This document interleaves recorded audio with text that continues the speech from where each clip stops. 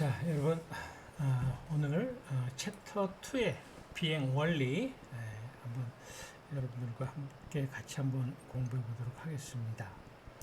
자, 우리가 이제 여기에 날개의 정의 이렇게 나와 있는데, 자, 2번에 보시게 되면은 우리가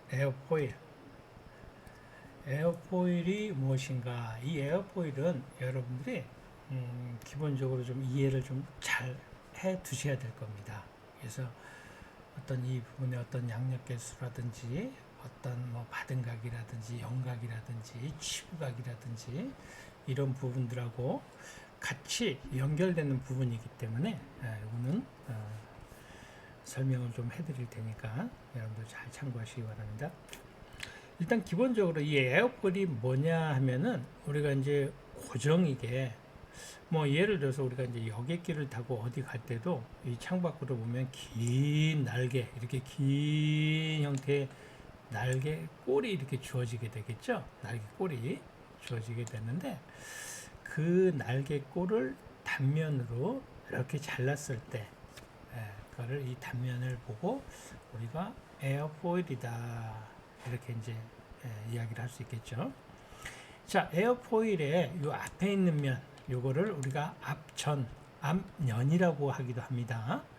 뒷부분을 여기는 뒷연이라고 하기도 하죠. 그래서 이 단면에 한 두 면을 우리가 보는 건데 이 앞전과 뒷전의 가장 가까운 거리를 쭉 길게 연결을 했을 때 수직으로 연결을 했을 때 이거를 시위선이다. 자, 앞전과 뒷전 여기에 중심을 연결을 했을 때 중심을 선으로 가장의 선을 연결을 했을 때 이거를 평균 캠버선이다 이렇게 이야기를 합니다.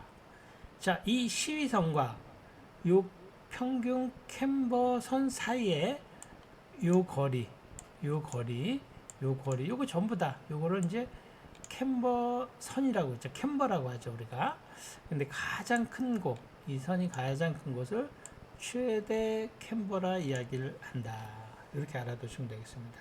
뭐 다른 부분들보다도 지금 체크해 본 이 부분 알아두시면 될 것 같습니다. 자, 오른쪽으로 넘어와서 이 받음각과 치부각이 있습니다. 자, 받음각은 뭐냐? 받음각은 비행 방향과 반대인 상대풍이 되겠죠. 그렇죠? 공기 흐름의 속도 방향과 에어포일의 시위선이 이루는 사이각을 말한다. 그래서 우리가 여기 이제 에어포일이 이렇게 있으면은 상대풍이 이제 앞에서 불어와요. 상대풍이 앞에서 이렇게 불어오게 되면은 이 상대풍과 이 에어포일이 이루는 각, 요거를 우리가 받음각이라고 한다. 뭐 우리가 간단히 봐서 받음각이 커지게 되면은 양력 개수가 늘어나겠다 이런 추측은 할 수가 있겠죠. 이 부분으로 말미암아서 이제 앞으로 문제가 많이 이렇게 출제가 되는데 우리가 뒷페이지 한번 보면서 또 볼게요. 자, 치부각은 무엇이냐? 치부각은 그냥 붙임각입니다. 그래서 치부각은 날개의 익현선과 로터 회전면이 이루는 각. 자, 2번 한번 볼게요. 공기 역학적인 반응이 아닌 기계적인 각으로 블레드 피치라 부른다. 그냥 기계적인 원래 있는 각이 되겠죠. 날개의 어떤 형태에 따라서 그게 치부각이 된다. 자, 날개의 형태와 분류. 그래서 날개의 형태는 이렇게 대칭형이 있고 비대칭형 이렇게 있겠죠. 그렇죠? 그럼 여기 보게 되면 날개 모양을 보면서 우리가 에어포일의 단면을 보면서 한번 볼게요. 비대칭형 에어포일 같은 경우에는 위가 우리가 고래등처럼 약간 뭉툭하게 이렇게 돼 있죠. 대칭형 에어포일 같은 경우에는 위아래 우리가 익현선이 위아래 중심 방향에서 그어지는 선이다. 이렇게 보시면 되겠습니다. 자, 그 다음에 이제 옆에 날개의 두께에서 얇은 날개 또 두꺼운 날개 이렇게 나와 있네요. 요거는 여러분들이 한번 체크 한번 해보시고요.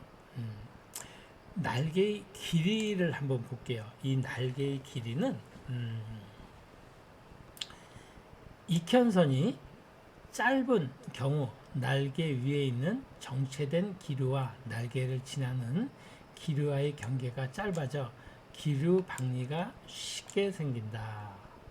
그 다음에 익현선이 긴 날개일 경우 날개 표면의 영향에 의하여 날개 윗면을 흐르는 공기에 난류가 형성이 되어서 큰 영각, 받은 각이죠. 까지 박리 현상이 일어나기 어려우며 박리점은 후방으로 이동한다. 이러면서 우리가 뒷부분을 한번 보게 되면은 이제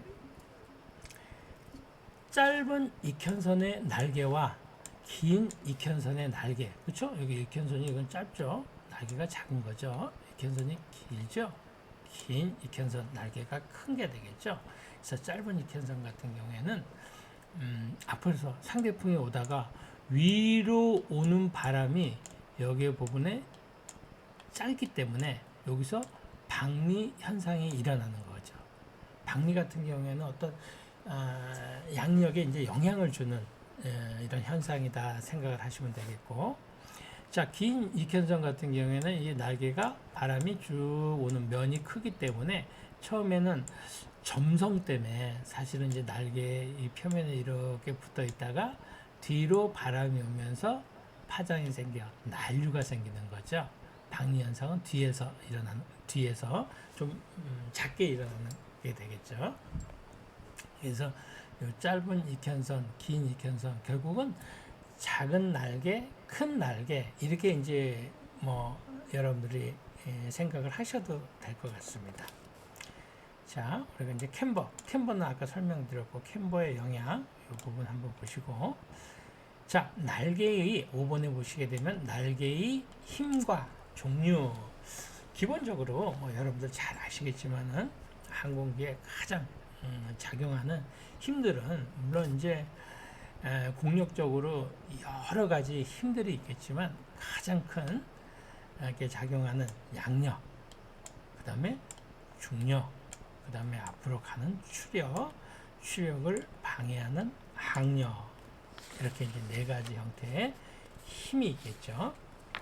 자, 근데 여러분들 이 항력에서 이제 시험하고 잘 연결되는 이 부분이 있는데, 항력에서는 이제 세 가지 항력으로 이렇게 구분을 해놨어요. 그래서 유도항력은 어떻게 보면 이제 유도 기류에 의해서 생기는 항력이 되는 건데, 유도항력은 양력이 발생할 때 동반되는 하강 기류, 우리가 유도항력이 되겠죠. 날개의 위 아랫면을 통하는 공기 흐름을 저해하는 와류에 의해 발생하는 항력. 자, 형상항력은 우리가 이제 마찰 항력이라고 얘기도 하거든요.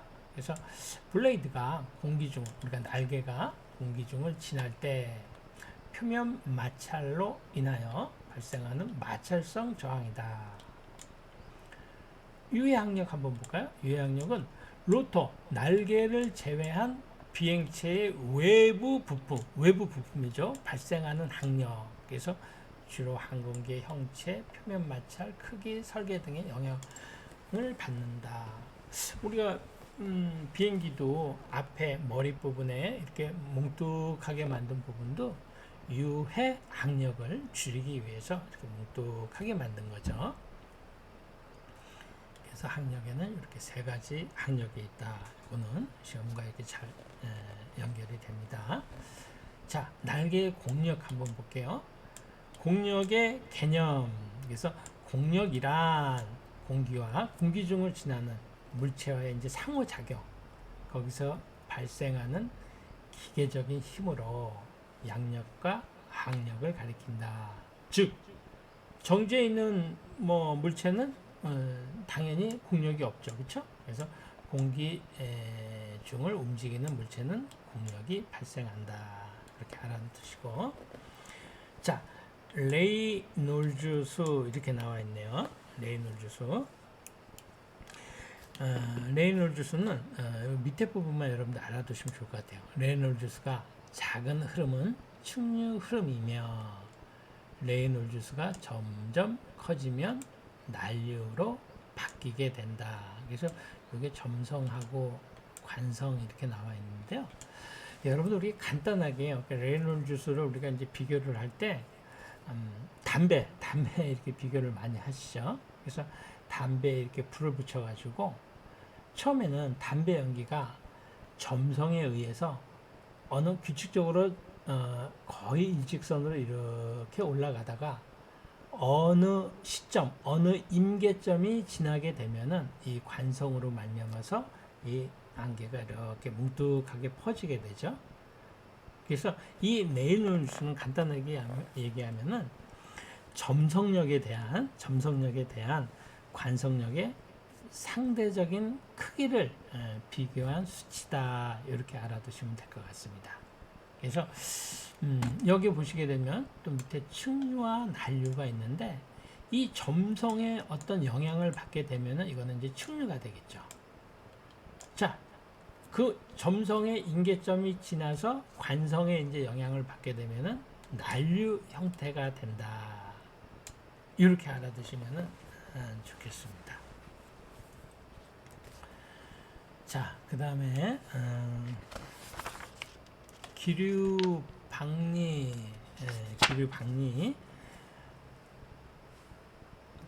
같은 경우에는 여기서 보시게 되면 양력은 파괴되고 항력이 급격하게 증가한다. 그 다음에 피치는 프로펠러가 1회전 회전할 때 우리가 이제 블레드 피치라고 이제 얘기를 하는데 기체가 전진하는 기하학적 거리이며 절대값이 아니다. 이렇게 나와 있는데 말 그대로 예를 들어서 앞에 기체가 프로펠러가 1회전 하게 되면은 앞에 이제 전진하는 거리가 이제 피치가 되는데 앞에 상대풍이 불게 되면은 거리 자체가 줄게 되겠죠. 하지만 뒤에서 배풍이 불게 되면은 거리가 늘어나겠죠. 그래서 절대값이 아니고 기하학적 거리다. 이렇게 알아두시면 되겠습니다. 자, 실속은 우리가 무인 고정익 비행기라든지 이런 거 날릴 때 실속이 이제 많이 발생이 되는데 실속이라는 게 뭐냐면 자, 날개의 받음각이 증가할수록 양력의 개수도 함께 증가하는데 그죠? 받음각이 증가하면 양력이 증가하잖아요. 자, 여기서 중요한 거는 자, 임계점을 지나면서 받음각이 계속 커진다고 계속 양력이 커지는 건 아니죠. 어느 임계점에서 양력 개수가 감소하여 항력 개수가 급격히 증가하는 현상을 실속이라고 한다. 이해하셨는지 모르겠지만 양력 개수가 어느 정도 여러분들 보시게 되면 양력이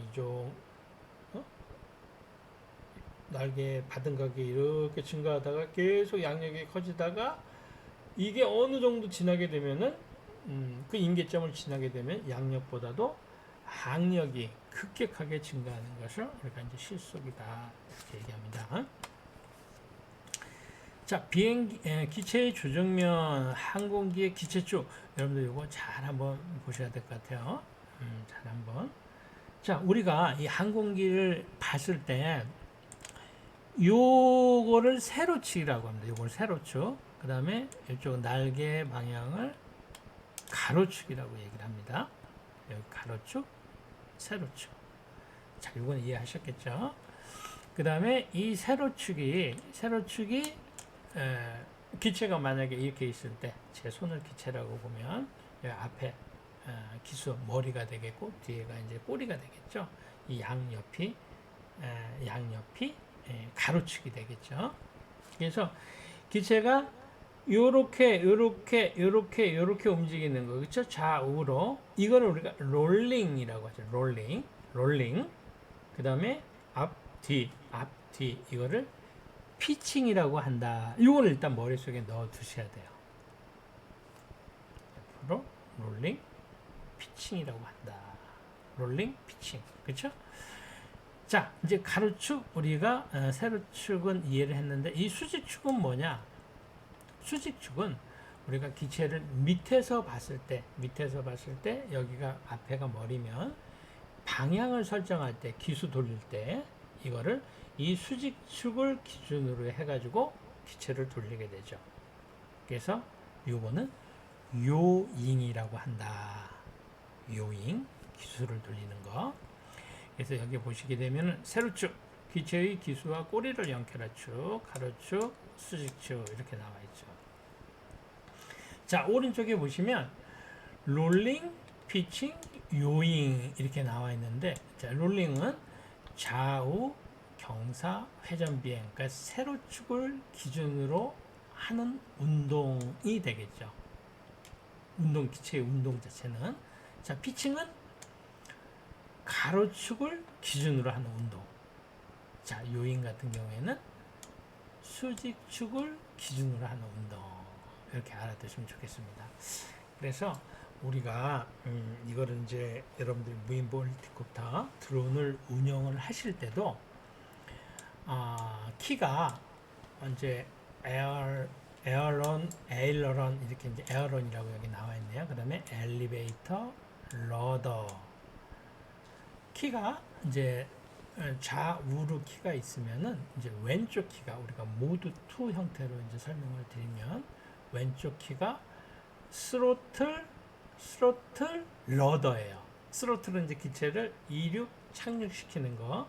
이륙 착륙을 이제 우리 스로틀이라고 나와 있는데 이 운동 방향하고 좀 저기 다른 거니까 기체를 위 아래 이륙 착륙시킬 때 이제 스로틀, 그 다음에 왼쪽 키가 그렇답니다. 그 다음에 또 좌우로 하게 되면 러더가 되겠죠. 러더가 기체의 기술을 조정하는, 방향을 설정하는 요잉, 그렇죠? 요잉을 조정하는 비행 조정면이 된다. 그 다음에 이제 오른쪽에 있는 키가 에어런, 에일러런, 그 다음에 엘리베이터. 에어런과 엘리베이터 이렇게 되죠. 그래서 엘리베이터는 기체를 피칭이죠. 앞으로 쭉 밀고 또는 뒤로 후진할 때 쓰는 거.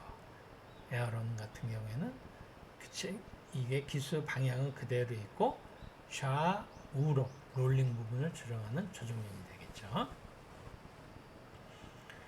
자, 기체의 안전성 이렇게 나와 있는데 이 모멘트, 그 다음에 세로 안전성, 가로 안정성이 있어요. 그래서 가로축에 대한 항공기의 운동을 안정시키는 것을 말한다. 세로축에 대한 항공기의 운동을 안정시키는 것을 말한다.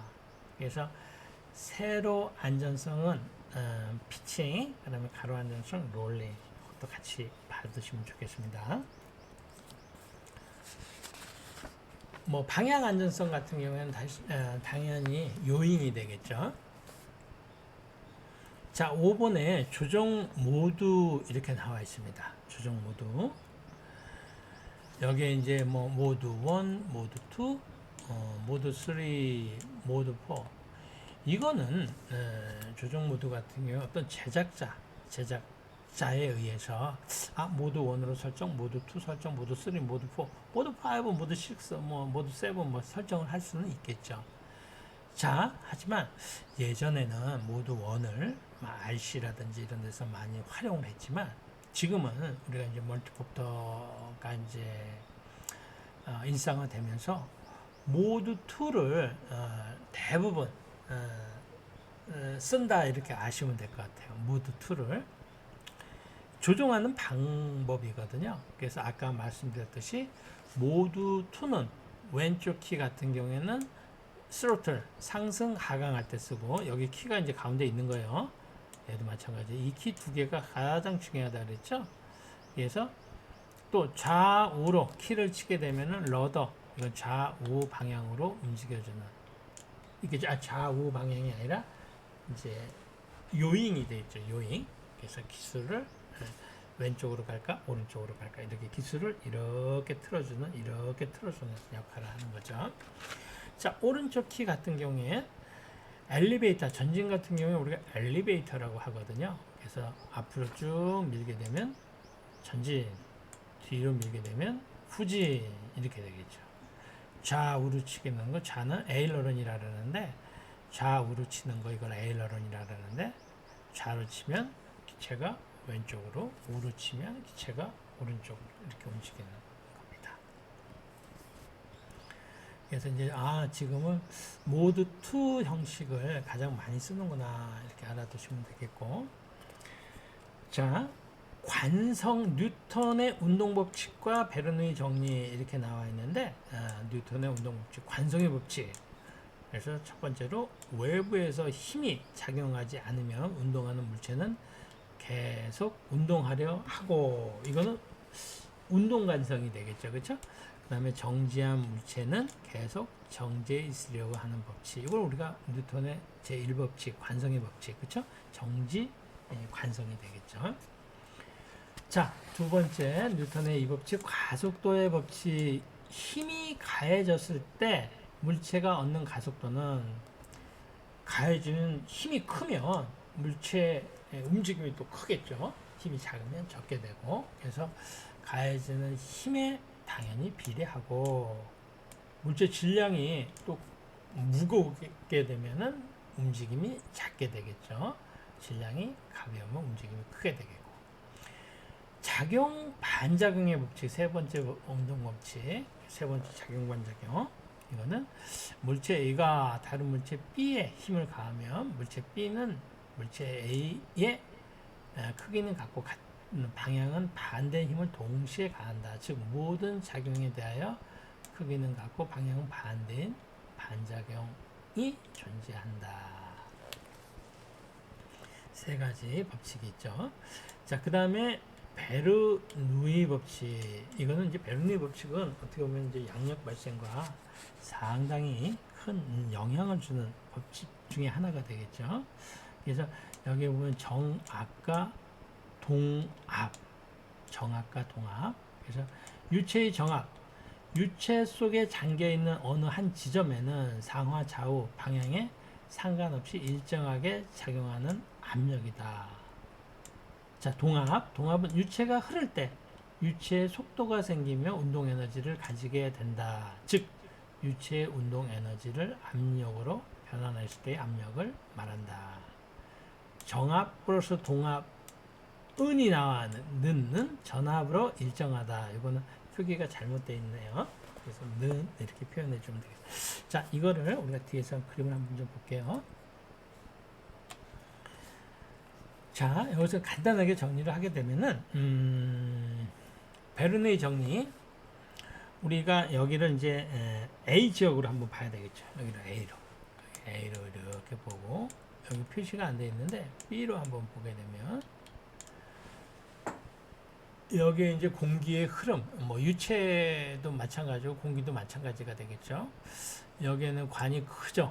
관이 큰데 이 공기의 흐름이 가다가 이 관을 작은 거를 이제 만나요. 그렇게 되면은 여기에는 베르누이 정리 A 지역, 이 A 지역에서 동압은 낮고 정압은 높다. 여기에 있는 동압, 움직임이 느리기 때문에 움직임이 느리죠. 그래서 동압은 낮고 여기서 상하 좌우로 압력이 있는 거잖아요. 이게 정압이 되겠죠. 그래서 밑으로 쭉 내려와서 보니까 밑에 물 기둥이 이런 밑으로 쭉 내려왔어요. 이거는 뭐냐면 압력이 정압이 큰구나 이렇게 이렇게 보이게 되죠. 그렇죠? 반대로 이 B지역 같은 경우에는 여기는 동압이 크게 되겠죠. 동압은 높고 동압은 크고 반대로 정압은 작다, 낮다 이렇게 표현이 되겠죠. 자, 그렇게 한번 보시고 이제 베르누이의 양력 발생의 원리. 그래서 베르누이 정리 동압 플러스 정압은 전압으로 일정하다. 그 다음에 날개 상부 곡선균 치부각을 공기의 이동 길이와 속도 증가, 동압 증가, 정압이 감소한다. 날개 하부 공기 이동 거리가 짧으면 속도 감소, 동압 감소, 정압이 증가한다. 자, 이런 부분이 이제 어떤 얘기냐면, 이렇게 양력 발생 원리를 여러분께 간단하게 좀 설명을 좀 드리도록 하겠습니다.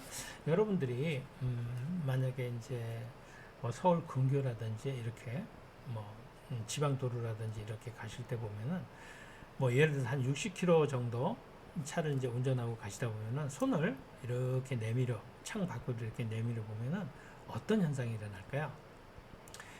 창 밖으로 이렇게 내밀게 되면은 아마도 그러면서 달리게 되면 손이 살짝 이렇게 뜨는 이런 현상이 일어날 수가 있습니다. 저는 조금 더 과하게 생각할지 모르겠지만 저는 우리 인간이 조금 더 덜 진화됐다고 생각을 해요. 왜 그러냐면 사실은 날개에 우리가 이제 고정이 비행기에서 이 날개에 비대칭형 날개가 사실은 우리 손의 모양과 아주 비슷하게 생겨 있어요. 손의 모양과. 만약에 우리가 인간이 더 진화가 잘 돼서 뭐 새처럼 이 손이 좀 더 발달이 됐다면은 아마 날 수도 있는 이런 구조가 되지 않았나 이런 생각을 합니다. 자, 왜 그러냐면 아까 제가 어떤 현상이 일어나면 살짝 손이 뜬다 그랬죠. 자, 그거는 뭐냐면 앞에서 이제 상대풍이 불어와요. 우리 손도 보게 되면은 밑에는 평평하고 위는 약간 이렇게 곡선이 지어 있잖아요. 곡선이. 자, 그렇게 되면 앞에서 상대풍이 불어오게 되면은 위로 가는 A 바람이 있다고 해요. 또 밑으로 가는 B 바람이 있다고 생각을 하면 A, B 바람이 이 전연, 후연에서 이렇게 동시에 가게 돼요. 동시에 갑니다. 그래서 동시에 가게 되면 사실은 밑에 부분이 아무래도 거리가 위 부분보다 짧게 되겠죠. 그래서 공기가 여기에 머물러 있는 시간이 위보다는 많이 있잖아요. 공기 덩어리가 아무래도 많게 되겠죠. 위보다도. 그래서 이 비대칭 우리가 이제 그 고정형 날개를 비대칭형으로 만드는 것도 말 그대로 여기는 공기가 더 머물게 되니까 상대적으로 위보다 아래쪽이 압력이 크게 되거든요. 그래서 압력은 큰 데서 작은 곳으로 이동하려고 하는 성질도 있잖아요. 그래서 우리가 이 비대칭형 날개가 양력을 더 발생을 하고 압력이 큰 데에서 작은 데로 이동하려고 하는 이런 부분. 그래서 여기 양력 발생 원리를 여기 이제 간단하게 설명을 해둔 겁니다.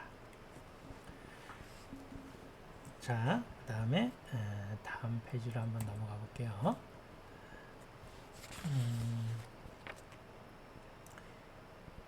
제자리 비행, 그 다음에 회전, 여기 보시게 되면은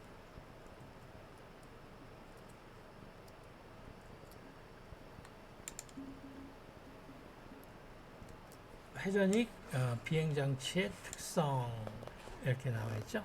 우리가 회전익 비행장치에 이제 정지 비행 가능, 이 호버링 기능이 있다는 것은 회전익 비행장치의 이제 가장 큰 장점이 되겠죠. 그 다음에 수직 상승 및 하강 비행 가능, 그 다음에 측방 및 후진 비행 가능. 자, 여기서 보시게 되면 4번 같은 경우 최대 속도 제한. 우리가 회전익 비행 같은 경우, 우리 고정익 같은 경우에는 우리가 지난번에 뭐 영화에서도 보면은 뭐 고정익 같은 경우에 마하 9까지 막 돌파하고 그런 영화에서도 나와 있는데, 이제 회전익의 어떤 뭐 단점이랄까요? 이제 이런 부분은 회전익은 최대 속도를 제한할 수밖에 없어요. 왜냐면은 어떤 전어진 어떤 블레이드라든지 이런 부분에 있어서 양력 발생 차이로 인해 가지고, 물론 그 부분을 이제 좀 더 발전을 시켜 가지고 뭐 어떤 음속에 도달할 수도 있겠지만서도 일단은 현재는 이 회전익은 최대 속도를 제한할 수밖에 없다. 또 이와 반대로 여기 보시게 되면은 고정익 항공기는 최저 속도가 제한되죠. 그러니까 쉽게 얘기하면 고정익 항공기는 어느 정도 속도가 있어야 된다 이런 말이 되겠죠. 그렇게 알아두시고, 동적 불안정, 그 다음에 양력 불균형 이렇게 나와 있는데 3번에 한번 볼까요? 여기 보면 전진 블레이드, 퇴진 블레이드 이렇게 나와 있네요. 그럼 이거는 간단하게 말씀드리면은 여기에 이제 날개가 있어요. 여기 아래 그림 보고 설명을 좀 드릴게요. 날개가 있고 여기에 이제 중심점이 있는데, 여기 중심점이 있는데, 날개가 돌 때는 이 날개가 이렇게 돌잖아요. 자, 이 아이가 이만큼 여기까지 오기까지는 전진 브레이드가 되겠죠. 여기를 지나서 이 아이가 일로 왔을 때는 이제 퇴진 브레이드, 뒤로 가는 날개가 된다, 이런 말이 되겠죠. 자, 바람은 앞쪽에서 불어오고, 그 다음에 비행 방향은 이쪽인데, 앞에서 바람이 불어오는데, 전진 블레이드가 이렇게 가다 보면, 전진 블레이드는 앞으로 이렇게 날개가 앞으로 갈 때는 양력 발생이 상대적으로 퇴진 블레이드보다는 양력 발생이 더 일어나잖아요. 그러면 아주 중요한 양력의 불균형, 상당히 위험한 부분인 거죠. 양력의 불균형이 일어날 수가 있죠. 자, 그러면 그런 양력 불균형을 해소를 해야 될 거잖아요. 양력 불균형 해소를 해야 되는데, 그 양력 불균형 해소하는 것은 전진 블레이드는 하방 운동으로 양력 발생을 억제시킨다. 퇴진 블레이드는 상방 작용으로 양력 발생을 억제시킨다. 물론 이제 현재는 이제 이런 기본적인 양력 불균형 해소법이고, 지금은 어떤 전자식으로 해가지고 양력 발생을, 그러니까 양력의 불균형을 이제 해소를 하게 하죠. 자, 플래핑 힌지, 그 다음에 멀티콥터의 비행 원리, 전후진 이동, 좌우 이동, 좌우 선회가 있죠. 자, 여기서 멀티콥터의 기본적으로, 자, 여러분들이 보는 방향에서 멀티콥터가 이렇게 있다고 하면은, 만약에 쿼드콥터를 기준으로 했을 때, 쿼드콥터를 이렇게 기준으로 했을 때, 오른쪽을 보고 잠깐 설명을 드릴게요. 쿼드콥터가 하나 있네요. 만약에 이렇게 전진을 한다 이랬을 때는 간단하게 이 뒤에 날개의 RPM을 앞에 있는 두 개보다도 빨리 하면 되는 거예요. 빨리 돌리는 거예요. 앞에 있는 것보다. 그래서 기체가 뒤에서 살짝 앞으로 기울면서 전진을 하는 이런 형태가 되거든요. 멀티콥터 기본 구성이. 자, 그러면 반대로 후진을 하게 되면은 당연히 앞에 있는 두 개의 RPM을 더 돌려서 뒤로 약간 기울면서 후진을 하게 되는 이런 형태가 되겠죠. 자, 왼쪽으로 가야 된다. 그러면 어떻게 해야 되겠습니까? 오른쪽에 있는 날개의 RPM을 더 돌린다. 더 빠르게.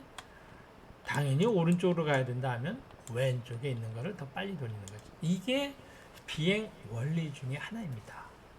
자, 전진 좌우 이동. 자, 이건 여러분들 이해하셨을 거로 알고.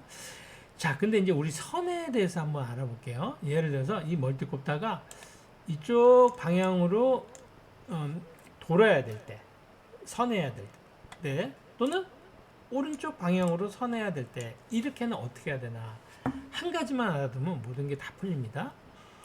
좌측 선에, 그러니까 왼쪽으로 이렇게 돌 때는 왼쪽으로 이렇게, 오른쪽으로 회전하는 모터의 회전 속도가 왼쪽으로 회전하는 모터보다 빠르다면 기체 전체가 좌측으로 회전하게 된다. 또 우측 선에는 반대가 되겠죠. 그렇죠? 그러니까 쉽게 얘기하면은 여기에 있는 로터보다도 요 로터가 만약에 좌측 선회를 할 때 얘가 오른쪽으로 이제 돌면 얘가 더 빨리 이렇게 돌아야 된다. 그래야 이 아이가 좌로 이렇게 선회한다. 이렇게 알아두시면 되겠습니다. 자, 멀티콥터의 조종 장치의 용어, 스로틀 러더. 여기 보면 이제 스로틀 러더, 스로틀은 이제 이착륙 때 쓰인다 그랬죠. 그래서 이거는 방향 전환할 때 러더, 요가 되겠죠. 러더. 피치는 전후, 전진, 후진. 그러니까 롤 에일러는 기체가 좌로 우로 이렇게 갈 때. 요거 두 개는 우리가 모두 2로 봤을 때는 이 두 개가 이제 왼쪽 키고 요 두 개가 오른쪽 키다. 이렇게 알아두시면 될 것 같습니다. 자, 그 다음에 토크.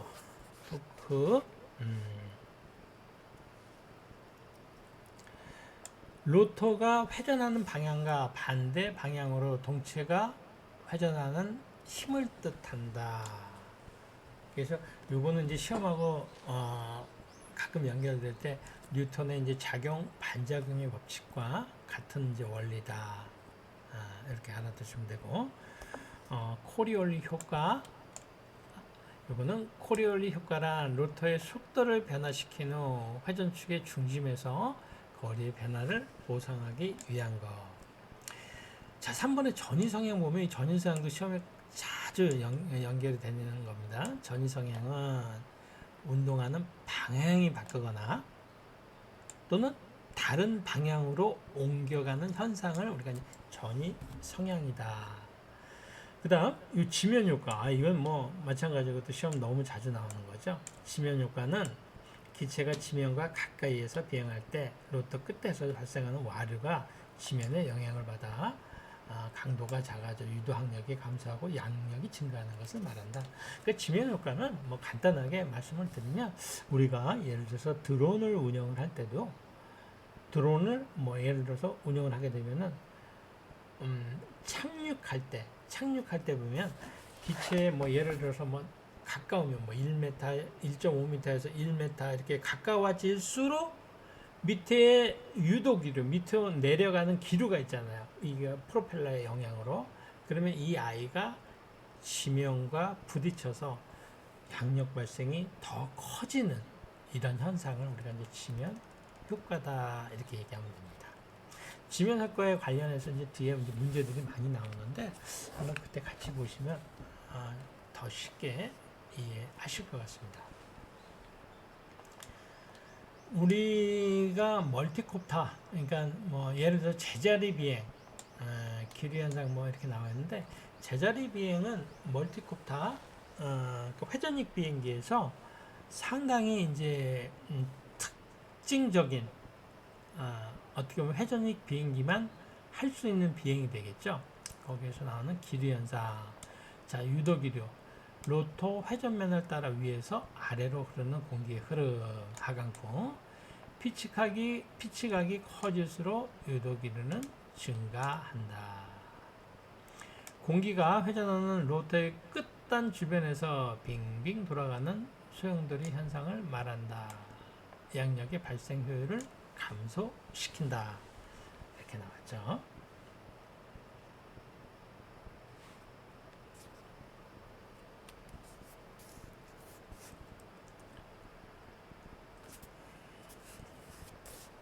자, 오늘 파트 2, 챕터 2 여기까지 하시고 문제는 다시 한번 풀어보도록 하겠습니다.